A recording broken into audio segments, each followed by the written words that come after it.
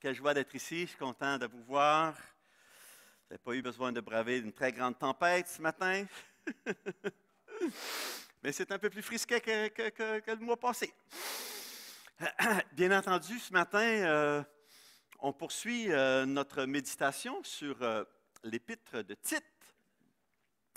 Et je suis avec intérêt certainement les enseignements de Daniel, de Patrick et de Noël, pour ne pas dire le contraire de ce qu'ils ont dit, là, ça paraîtrait mal. Non, mais ici, la parole de Dieu, la saine parole de Dieu. Alors, c'est vraiment une joie d'entendre et de pouvoir continuer à suivre le texte biblique. Ce matin, les œuvres de la grâce. Mais d'abord, j'aimerais qu'on prie. Ah, Seigneur Dieu, merci encore pour l'opportunité que tu nous donnes ici, à Victoriaville, d'avoir la liberté de venir se rassembler. On était un peu inquiets à ce sujet. Mais Seigneur, merci parce que ton Église, c'est le rassemblement des croyants qui s'encouragent, qui s'édifient, qui te célèbrent et qui entendent ta parole. Seigneur, mon Dieu, ce matin, ma prière est que ta parole encore trouve place dans nos cœurs, afin qu'elle puisse nous transformer, afin que nous puissions vivre pour faire honorer la doctrine de notre Sauveur. Seigneur, merci que tu as été venu vers nous.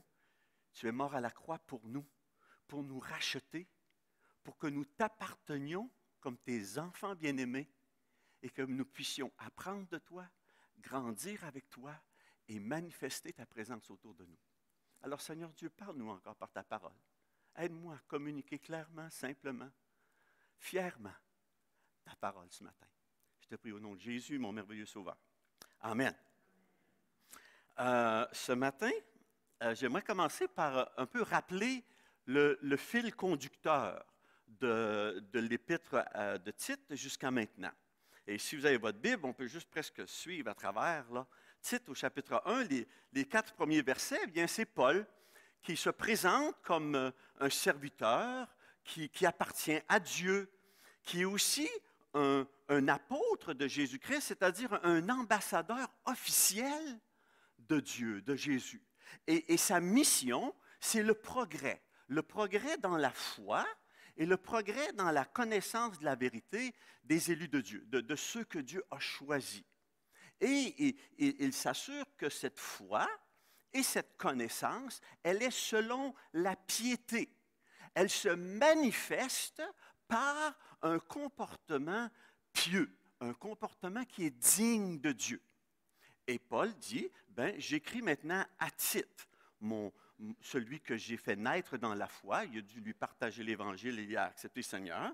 Et il dit, je t'ai laissé en Crète, et je t'ai laissé en Crète pour redresser des choses, des certaines situations, puis il ne nous les explique pas à ce moment-là, mais aussi pour mettre en place des responsables dans chaque ville. Et il dit que tu les mettes en place selon les instructions que je t'ai données. Alors, il a dû lui donner des instructions, comment on faisait pour mettre en place des anciens, comment on devait les choisir, les sélectionner, les éprouver, les élire, etc. Et à partir du verset 5 à 9, il va parler à ce moment-là du leadership des anciens. Bien entendu, le leadership des anciens, des responsables dans l'Église, c'est absolument primordial pour la santé spirituelle de l'Église locale. Alors, il faut sélectionner, il nous est dit, ces anciens sur la base de leur réputation. Quelle réputation ont-ils de façon familiale et de manière dans le public, de façon publique aussi? Dans ces deux sphères-là, l'ancien doit être reconnu comme sans reproche, irréprochable. Pas dans le sens de parfait, sans péché, mais dans le sens d'être pas attaquable facilement. Ah, je le connais, René. Tu sais-tu qu'est-ce qu'il a fait? Et là, ma réputation. Ah, je m'en vais au centre d'achat. Vous avez comme pasteur René Labbé? On le connaît, nous voyons donc, c'est là. Il doit avoir une bonne réputation à l'intérieur comme à l'extérieur, et pas facilement attaquable dans sa conduite chrétienne. L'ancien doit être caractérisé plutôt, il nous mentionne, par sa maturité spirituelle, parce qu'il a l'âge et parce qu'il y a l'expérience. Et au verset 7, il dit, car il faut que l'évêque, il est un économe de Dieu, l'évêque épiscopos, il est le surveillant, il surveille, il veille sur. Puisqu'il veille sur le troupeau, ben, il doit être, il nous est dit, attaché à la vraie parole. Il doit être fermement attaché à la parole de Dieu pour être capable de paître le troupeau, pour être capable de l'exhorter le troupeau, pour être capable de protéger le troupeau. Parce que bien souvent, il va avoir à confronter des contradicteurs. Alors, c'est ça, et dans les versets 5 à 9. Il doit être attaché à la vraie parole telle qu'elle a été enseignée afin d'être capable d'exhorter selon la saine doctrine, selon la doctrine qui produit la santé spirituelle et de réfuter les contradicteurs. Versets 10 à 16. Parce que voyez-vous, il y en a des contradicteurs. Il y en a des personnes qui sont des gens rebelles, des vains discoureurs, des séducteurs, il nous a dit. Puis l'Ancien doit être capable de réfuter les contradicteurs selon la saine doctrine. Saine, la doctrine qui est hygiénique, la doctrine qui favorise une foi qui est saine, une foi qui est en bonne santé. Et pour ça, les contradicteurs et les faux enseignants, Paul et dit à Tite, ils sont nombreux en Crète, puis surtout parmi les Juifs. Mais regarde-les, il dit, leur attitude et leur action contredisent la foi chrétienne et en plus, ils sont en danger de détourner, pas juste en danger, il dit que ça a commencé à se faire, ils détournent la foi de familles entières. Alors, ils doivent être fermement repris. Ils doivent être fermement repris parce que si on ne le fait pas, d'autres familles vont glisser hors de la foi. Et finalement, glisser hors de la foi, c'est glisser selon la réputation de la société qui les entoure. Ils ne seront plus différents parce que chrétiens, mais ils vont ressembler à tout le monde. Et il y avait déjà des belles notions sur tout le monde en Crète. Hein? C'est une gang de menteurs, c'est des bêtes sans culture, puis c'est des gens que le centre de leur vie, c'est leur estomac. Paresseux. Ce n'était pas la meilleure réputation. Mais ça, c'est les gens de Crète. C'était les gens de Crète, c'est pas... Alors, je comprends un peu ce que Patrick mentionnait avec la photo, une main de fer dans un gant de velours. Paul il dit, oui, tu dois avoir une main de fer. Puis mets-en pas trop de velours. Il a besoin d'être repris sévèrement. On doit confronter les contradicteurs. Et on arrive au chapitre 2. Comment? Mais toi, Tite, au contraire des contradicteurs, toi, tu dois enseigner selon la saine doctrine, selon l'enseignement pur, l'enseignement apostolique, cet enseignement qui est non contaminé, l'enseignement de la foi chrétienne. Et tu vas enseigner d'abord, il met en âge, à partir de l'âge, les hommes âgés, les gens qui ont avancé en âge. Et leurs caractéristiques à eux, ces hommes-là, ils doivent être des modèles. Ils doivent être des modèles de modération, des modèles d'équilibre. Et surtout, des modèles dans le domaine de la santé spirituelle. Il dit, ils doivent être saints, encore S-A-I-N-S, non contaminés. C'est le mot toujours hygiène que l'on a en français, pur.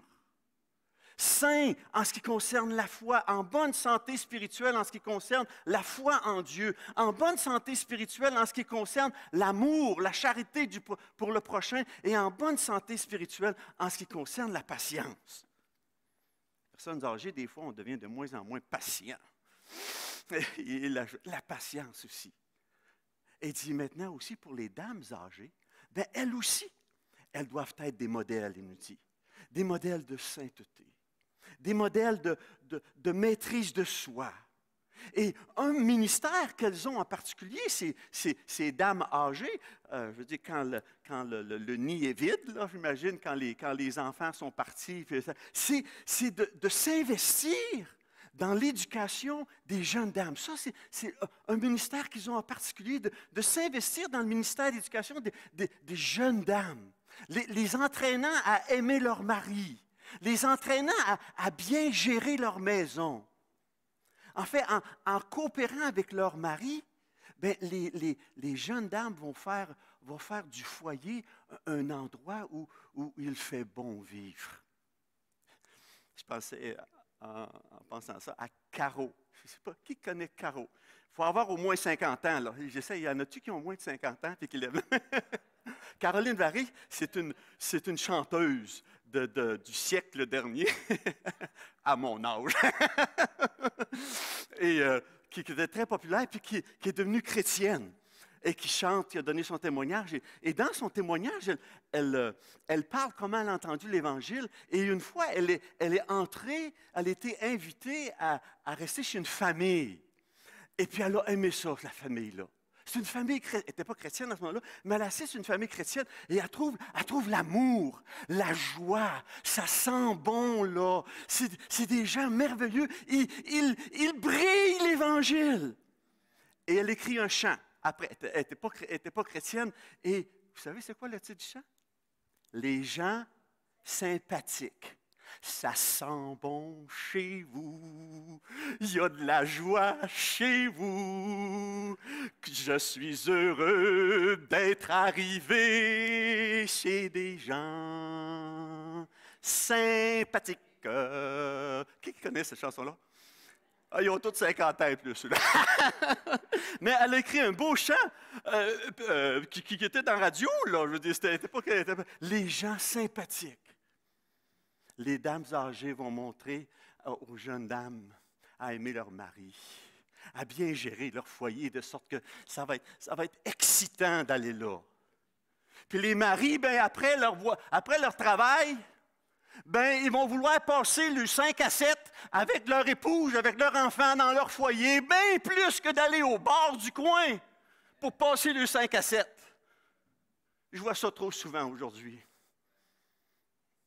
Des maris qui n'ont pas hâte de retourner à la maison après le travail. Ils ont hâte de se ramasser avec le chum au bord du coin pour un 5 à 7. Des fois 7 à 9. Des fois 9 à 11. Ce ne sera pas comme ça dans le foyer chrétien. Oh, ça, ce n'était pas dans le texte, excusez. Pour les jeunes hommes, il dit, ce qui est important, la maîtrise de soi, la modération. Parce que, voyez-vous, la jeunesse, ça rime souvent avec impulsivité et excès. Alors, Tite, lui, doit être un modèle, tant dans sa vie personnelle que dans son enseignement. Et finalement, il parle des esclaves croyants, indépendamment de leur âge, qui doivent manifester le caractère chrétien envers leur maître. De manière à ce que leur soumission volontaire, leur soumission active, leur travail honnête, leur travail fidèle vont donner pleine satisfaction à leur employeur. Et Paul de mentionner, bien pourquoi ça? C'est quoi l'objectif de toutes ces recommandations-là pour tous les gens de l'Église? Bien, il nous mentionne au chapitre 2, verset 5. Afin que la parole de Dieu ne soit pas blasphémée, afin que les gens autour respectent la foi chrétienne. Il dit au verset 8, une parole sainte, irréprochable, afin que l'adversaire soit confus, n'ayant aucun mal à dire de nous. Afin que les chrétiens soient de bons porte-parole de Dieu, afin que les chrétiens aient un bon témoignage, puis que les gens ne peuvent pas les pointer pour dire « Hein, t'es chrétien, ben regarde ça ». Et il nous est dit au verset 10, afin de faire honorer en tout la doctrine de notre Sauveur. Afin de rendre le christianisme attrayant. Faire honorer, c'est le mot kosméo en grec. On a le mot cosmétique. Afin de rendre le christianisme cosmétique, beau. Comme on employait le mot cosméo pour mettre en valeur un bijou. Et vous, si vous allez à une bijouterie, là, vous allez voir des belles pierres. Mais vous ne verrez jamais une belle pierre sur rien. Ça va toujours être sur un beau tapis de velours noir. Et là, ça va faire ressortir tous les brillants de la pierre. Ça, c'est cosméo, cosmétique. Les dames aussi connaissent ça, le mot cosmétique, pour mettre en valeur le plus possible leur personne. Mais il dit, afin de faire honorer en tout la doctrine de notre Sauveur, afin que le christianisme soit attrayant, afin que ce soit beau, afin que les gens en veulent du christianisme. Et ça, c'était le thème du livre de Tite. Vivre de manière à faire rayonner la doctrine de notre Sauveur. Mais comment est-ce qu'on peut faire ça? Comment est-ce qu'on peut accomplir toutes ces recommandations que Paul donne à Tite? Bien, Paul va dire, à cause de la grâce.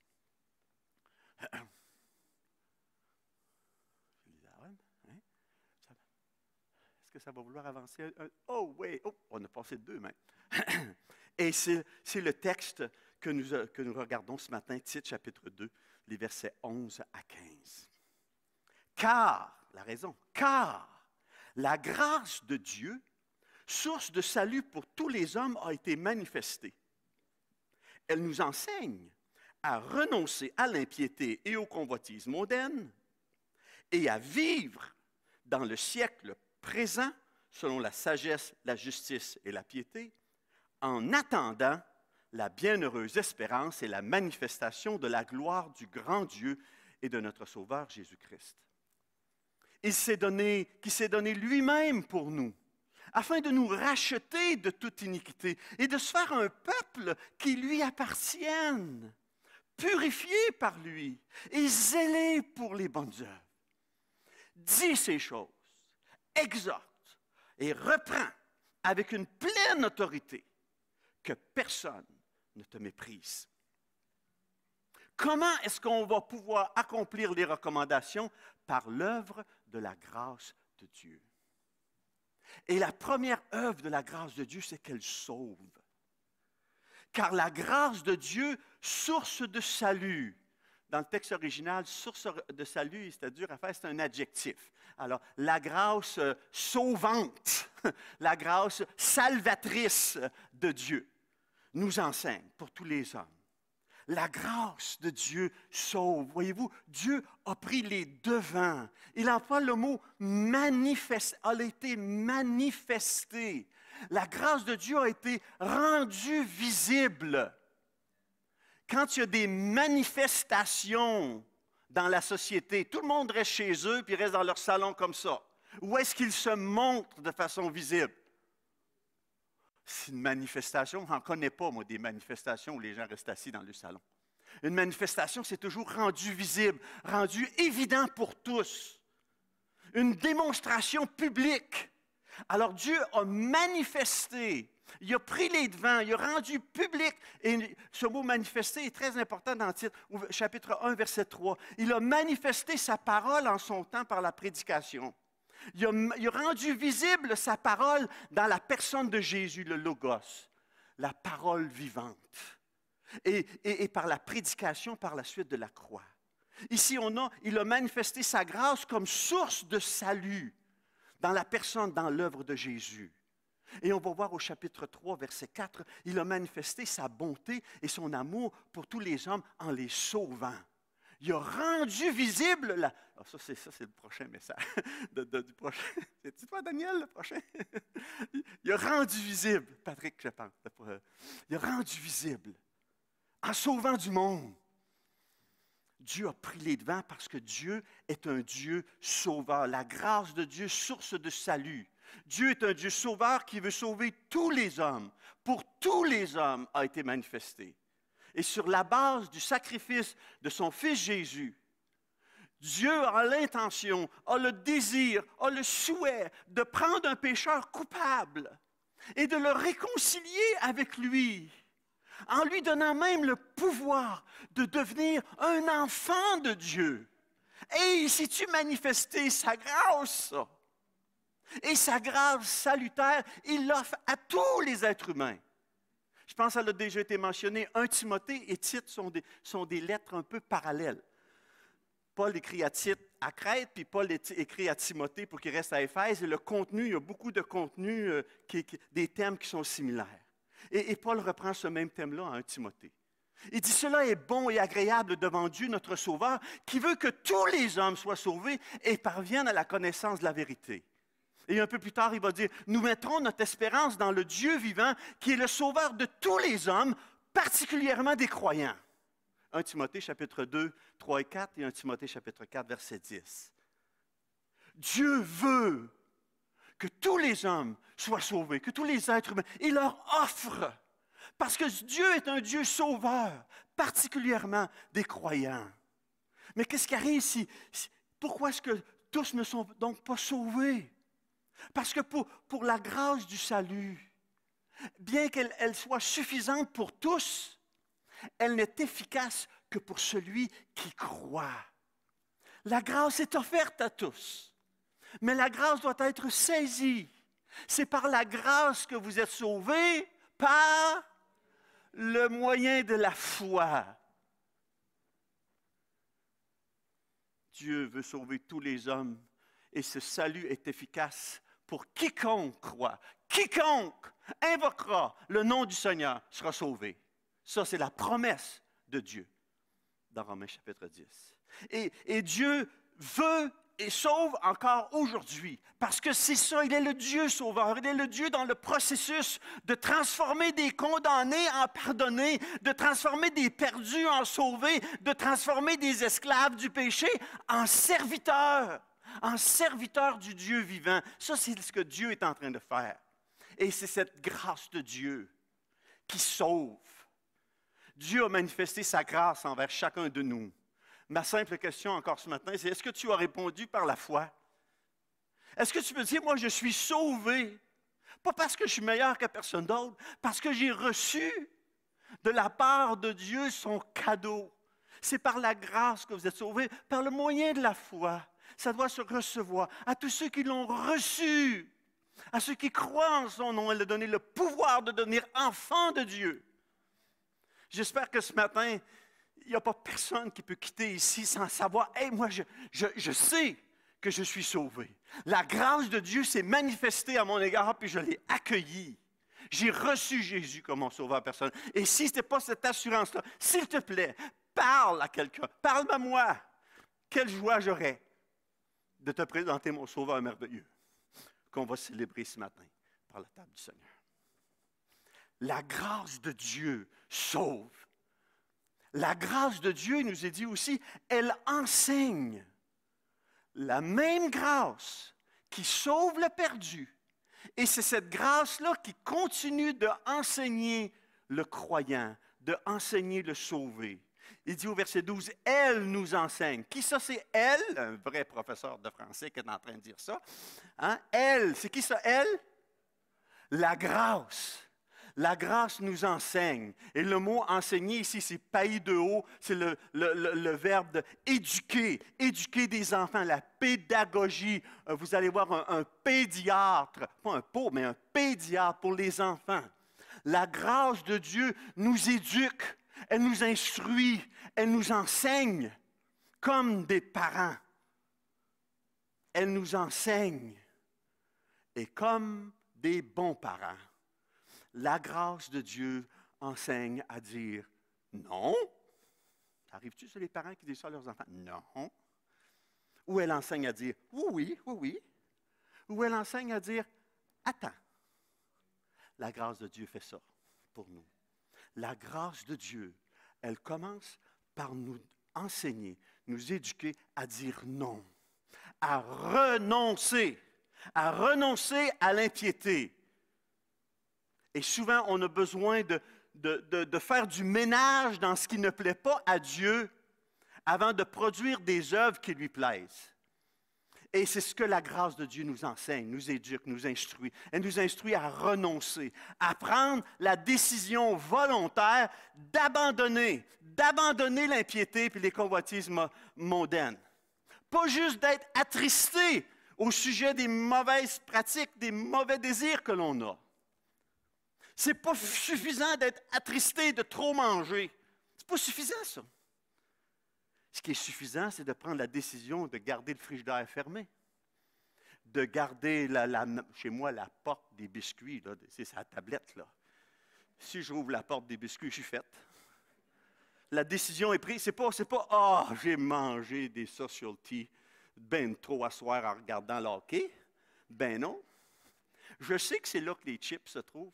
Je sais que c'est là que c'est les biscuits. Et de la minute que j'ouvre la porte, c'est fait. Alors, ce n'est pas d'être attristé après. C'est de prendre la décision volontaire de dire non. La porte reste fermée. L'impiété, renoncer à l'impiété, renoncer à tout ce qui manque de respect, de révérence envers Dieu, tout ce qui nous éloigne du caractère de Dieu, à travers tout ce que l'on peut regarder. Oui, on peut regarder plein de louanges sur Internet aujourd'hui, mais on peut regarder toutes sortes de cochonneries sur l'Internet aussi. Et il faut renoncer à tout ce qui descend l'honneur de Dieu dans tout ce que je vois. Dans tout ce que j'entends, j'ai besoin de fermer les oreilles des fois à ce que tout ce que j'entends autour. Là, je pense au psaume 1, là. Heureux l'homme qui ne s'assit pas, qui ne marche pas, qui ne s'arrête pas. On a besoin de dire non, de dire non à l'impiété dans ce que nous proclamons. Parce que des fois, même les chrétiens, dans leur vocabulaire, dans ce qu'ils disent, souvent ils déshonorent leur Dieu. Des fois, pour avoir l'air un peu plus court. Renoncer à l'impiété, renoncer aux convoitises mondaines, à ses passions, à ses désirs qui tout ce qu'ils recherchent, c'est la satisfaction terrestre, mondaine, cosmique est le mot grec ici, du cosmos. Rien de plus élevé que ça. Jean va la définir comme la convoitise des yeux, la convoitise de la chair, l'orgueil de la vie. Paul va dire dans Romains chapitre 6, verset 12, que le péché ne règne donc point dans vos corps mortels. N'obéissez pas à ces convoitises. Dites non, renoncez à. Vous connaissez l'histoire des chenilles et des papillons? Comment ils se nourrissent? Les chenilles, ils se nourrissent à terre. Ils mangent des feuilles. Ils restent à terre, ils mangent des feuilles. Mais soudainement, ils se transforment en papillon. Et là, il commence à voler dans le ciel. La Bible dit, si vous êtes ressuscité avec Christ, cherchez les choses d'en haut, pas les choses de la terre. Soyez papillon dans votre alimentation plutôt que chenille. Cherchez les choses d'en haut. Dites non aux convoitises mondaines qui nous assaillent tellement facilement. Dire non. La grâce enseigne à renoncer, mais la grâce enseigne aussi à vivre, à dire oui à une vie chrétienne de qualité. Parce que le christianisme, c'est pas une série de fais pas, touche pas, mange pas, mais c'est d'être capable de dire non à tout ce qui m'empêche de vivre pleinement et de dire oui à tout ce qui contribue à la vie abondante, au christianisme qui va être victorieux, qui va être attrayant, qui va faire honneur à toute la doctrine de Dieu notre Sauveur. Ça, c'est le christianisme. Un christianisme victorieux, attrayant, de vie abondante. Paul va dire à Timothée, encore chapitre 6, verset 12, il dit « Combat le bon combat de la foi, saisis la vie éternelle. » La vie éternelle est pour être saisie, pas juste au ciel, mais ici-bas, par des bonnes choses. Apprendre à vivre ici-bas, dans le siècle présent, selon la sagesse, la justice et la piété. Selon la sagesse, apprenons à vivre sagement, c'est-à-dire en relation avec nous-mêmes. Sagement par le discernement, par le contrôle de nos pensées, de nos appétits, de nos passions intérieures. Vivre sagement. Et le commencement de la sagesse, c'est la crainte de l'Éternel. Considérer qu'est-ce que Dieu veut pour moi. Vivre sagement.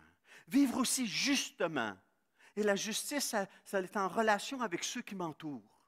Vivre de manière à être le sel de la terre. Le sel qui préserve. Le sel qui guérit. Le sel qui donne du goût. C'est à ça que servait le sel au premier siècle. Encore aujourd'hui, vous en mettez dans vos assiettes probablement pour le goût.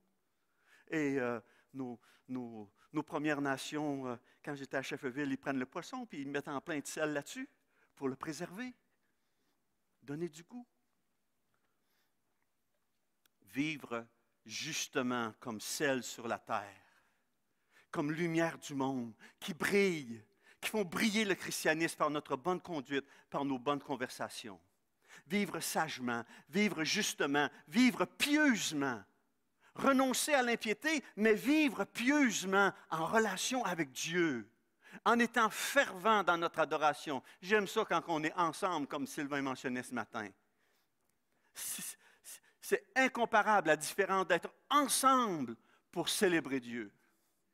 Savez-vous, moi j'ai accepté le Seigneur il y a quelques dizaines d'années. Et à ce moment-là, il y avait la TV le dimanche matin avec un monsieur qui s'appelait Rex Sombart. Déjà que j'ai entendu ça? Ah ben, mes amis, vous avez tous 50 ans, vous? Avec Rex Sombart. Et j'ai accepté le Seigneur par le ministère de Daniel, Christine, mais le dimanche matin, j'ai pas le temps de dire ça. Quand mes parents allaient à la messe, moi j'écoutais Rex Sombart, puis je mettais ma main sur la télévision pour dire oui, je prends position. Et en tout cas, je n'ai pas été sauvé là, mais à travers le ministère. Et quand j'étais sauvé, je suivais bien toutes ces émissions-là, sauf que j'allais à l'église le dimanche.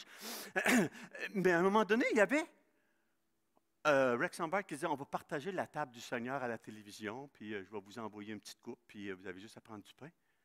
Et là, c'est là que j'ai arrêté. Puis j'ai dit, je lisais les Écritures, puis je disais, non.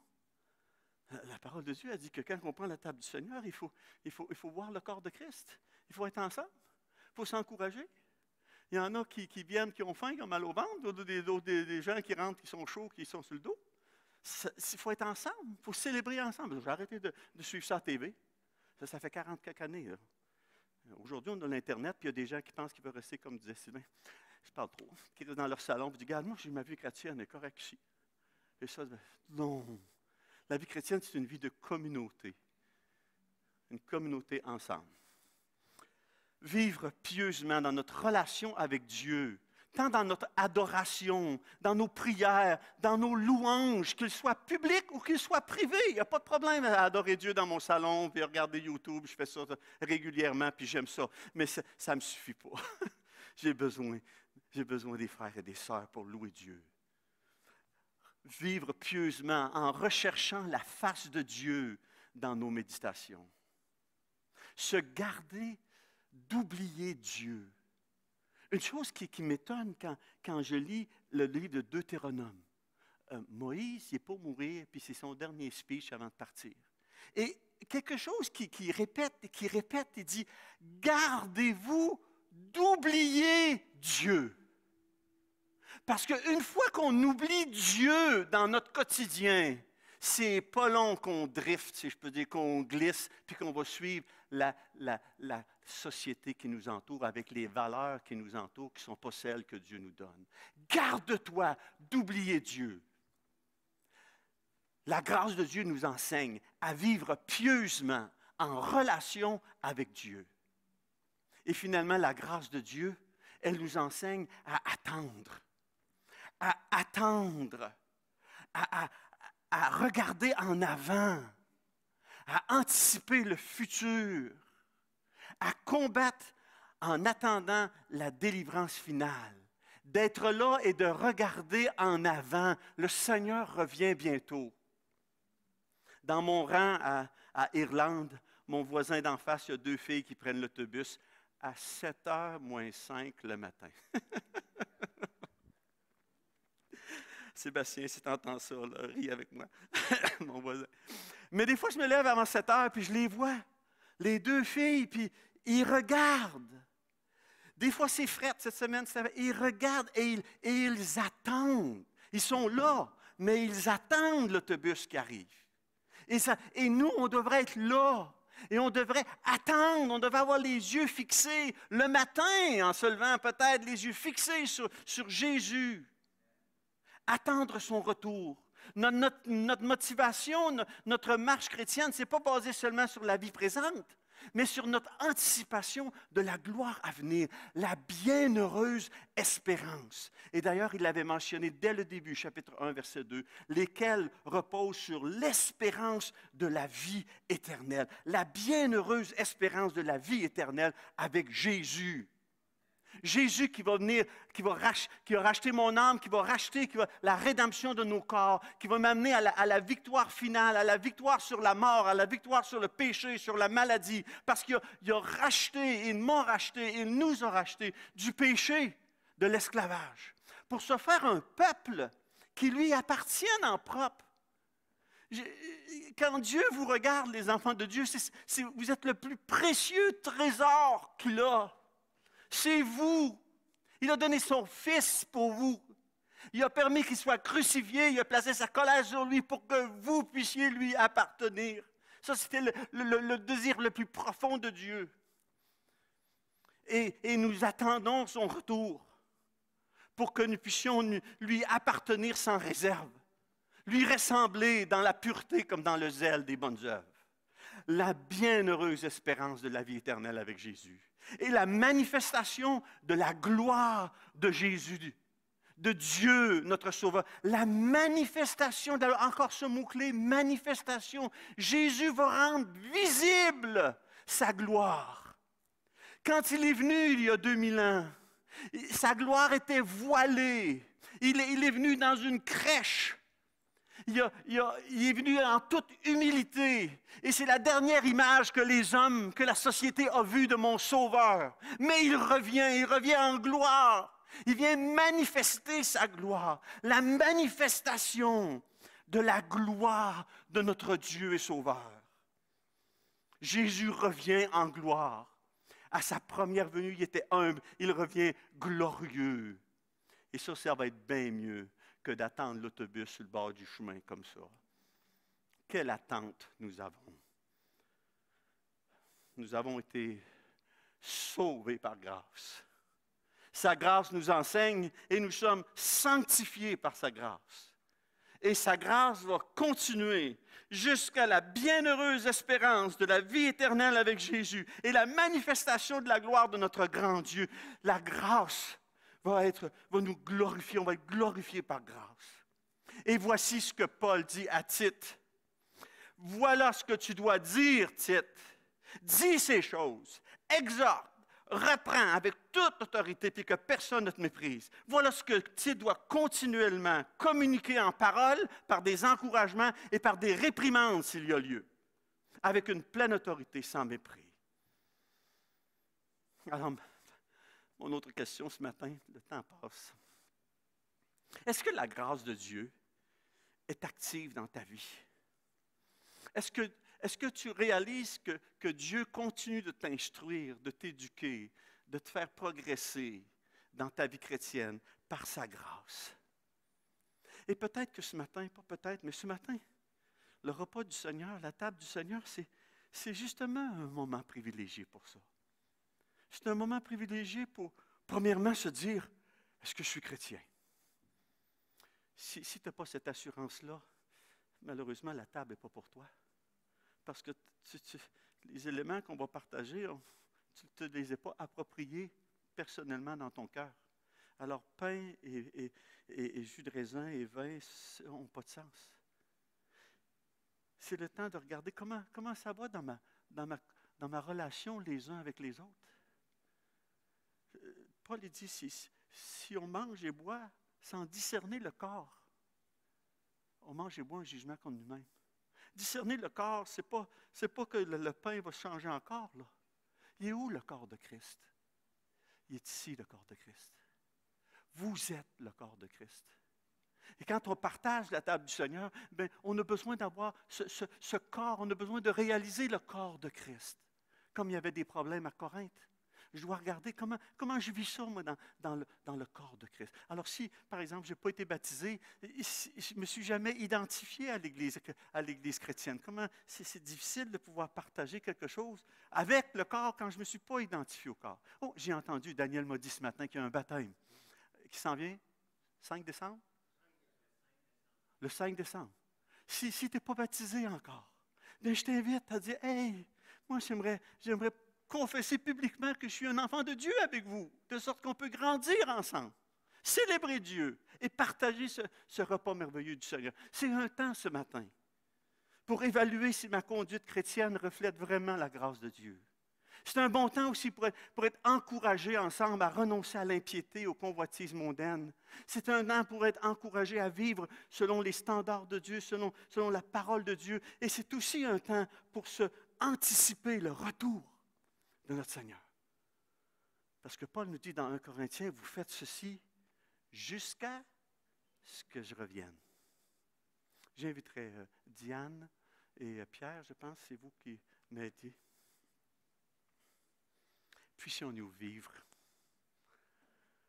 sous l'instruction de la grâce de Dieu.